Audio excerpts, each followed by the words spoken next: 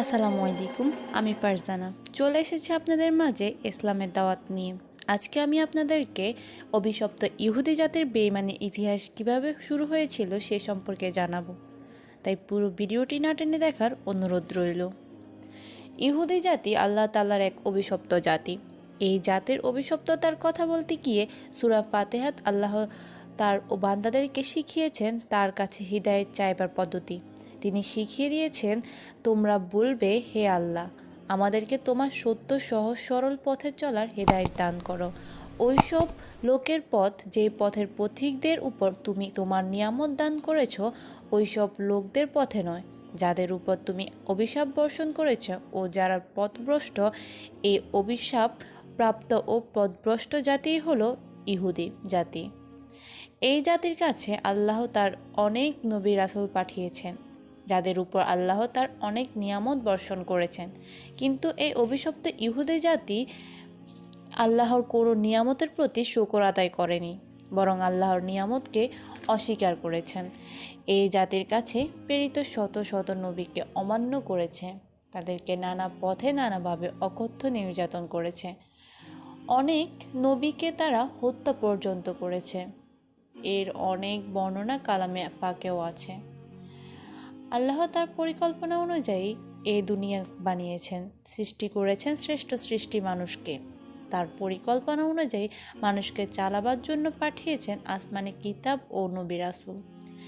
এক নবীর কাল শেষ হবার পর আর একজন নবী আল্লাহর তরফ থেকে মনোনীত হলে আগের নবীর শরীয়ত ও তার উপর অবতীর্ণ আসমানি কিতাবের হুকুম পালন শেষ হয়ে যায়। এভাবে পরবর্তী উম্মতগণ আগের সকল নবী ও কিতাবকে সত্য ছিল বলে বিশ্বাস করত, কিন্তু বনি ইসরাইল তথা এই ইহুদি জাতি আল্লাহর এই হুকুম মানেনি। তারা নবী মুসা আলাইসাল্লামের উম্মত ছিল, তার কথা তারা শুনেনি। হজরত ঈসা আলাইসাল্লাম এর নবুয়াতকে তারা মানেনি। সর্বশেষ মোহাম্মদ রাসূলুল্লাহ সাল্লাল্লাহু আলাইহি সাল্লামকেও মানেনি। অথচ তাদের কিতাব তাওরাত ও ইনজিল মোহাম্মদ সাল্লাল্লাহু আলাইহি সাল্লামের আগমনের কথা বাণী তা সন্দেহ ও পড়েছে জানে। ইহুদি জাতির বড় বড় আলেমরাও মোহাম্মদ সাল্লাল্লাহু আলাইহি সাল্লামের আগমনের কথা জানত ও বিশ্বাস করত, কিন্তু এরপরেও তারা ইসলামের গ্রহণ করেননি, মুহাম্মদ সাল্লাল্লাহু আলাইহি সাল্লামকে নবী হিসেবে মানেনি, বরং নবী ও মুসলমানদের সাথে শত্রুতা করেছে। সেই শত্রুতার জের আজ পর্যন্ত চলে এসেছে। ইহুদি জাতির ইতিহাস থেকে জানা যায়, তারা আজ পর্যন্ত দুনিয়ার কোথাও স্থায়ীভাবে বসবাস করতে পারেনি। হজরত মুসা আলাইসাল্লামের কাল থেকে তারা তাদের এই অভিশপ্ত জীবন বহন করে এসেছে। অবশেষে তারা মদিনায় হতেও বহিষ্কার হয়ে বিশ্বের দুয়ারে দুয়ারে ভিক্ষার ঝুলি কাঁধে ঝুলিয়ে ঘুরেছে। দ্বিতীয় বিশ্বযুদ্ধেও তারা প্রচণ্ড মার খেয়েছে হিটলারের হাতে। বিশ্বযুদ্ধের পর আমেরিকা ও ব্রিটিশদের মনোদের জের ধরেই ফিলিস্তিনে ইহুদি বসতি গড়ে ওঠে। আস্তে আস্তে ফিলিস্তিনের একটি অংশকে তারা এটি দেশ হিসেবে গঠন করে। ইহুদিদের নিজস্ব আবাসভূমি গঠনের জন্য একমাত্র এলাকা ফিলিস্তিন ছিল না। প্রথমে আর্জেন্টিনা, তারপর কেনিয়া, এমনকি ভারতও বিবেচনায় ছিল। কেনিয়াতেই ওয়াসিন জিসুয়া মালভূমিতে ইহুদিদের জন্য 5,000 বর্গ মাইল এলাকা বরাদ্দ দেওয়া হয়েছিল। 1916 সালে তারা পরেও বছরের 1917 সালেও বেলবার ঘোষণার মাধ্যমে ফিলিস্তিনি ইহুদির বসতি স্থাপন কথা বলেছে। 1900 সালে ফিলিস্তিনি ইহুদিদের জনসংখ্যা ছিল মাত্র 50,000। 1948 সালে ব্রিটিশ মাইন্ডেড প্রত্যাহারের সময় দেখানো হয়েছে ইহুদির সংখ্যা গিয়ে পৌঁছে 7,60,000। তাদের এই সংখ্যা বৃদ্ধিতে ব্রিটেনের প্রত্যক্ষ ও পরোক্ষ মদত ছিল। পরবর্তীকালে আমেরিকায় ইসরায়েলকে সব রকমের সাহায্য দিয়ে যাচ্ছে।